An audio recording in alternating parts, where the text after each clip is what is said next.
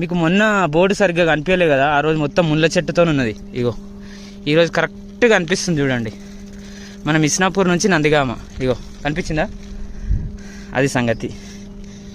Cycle మీద నందిగామ ఊర్లోకి వెళ్ళి అయితే బయటకు వచ్చినాం అనమాట. ఇగో చూస్తున్నారు కదా, పటంచేరు శంకర్పల్లి బస్ అనమాట. అదైతే ఈ రోడ్ ఎంతమందికి తెలుసో కామెంట్ చేయండి. నేను మా అమ్మమ్మ వాళ్ళ ఇంటికి ఇట్లనే పోతుండే, పటంచేరు శంకర్పల్లి రోడ్డు. పోయినప్పుడల్లా నాకు ఒకటే డౌట్, ఈ రోడ్ ఎటు పోతా, ఈ రోడ్ ఎటు పోతా అని చెప్పి. ఈరోజు మనం ఆ రూట్లోకి వెళ్ళి వచ్చినాం. ఆ రోడ్ అయితే నందిగామ విలేజ్లోకి అయితే పోతుంది అనమాట. అది సంగతి.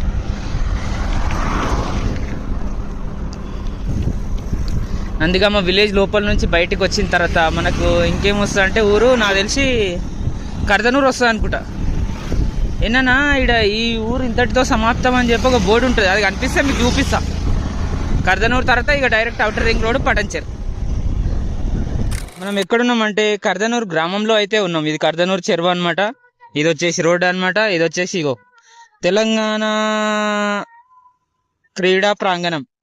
గ్రామం కర్దనూరు, మండల్ పటంచేరు, జిల్లా సంగారెడ్డి. అది సంగతి.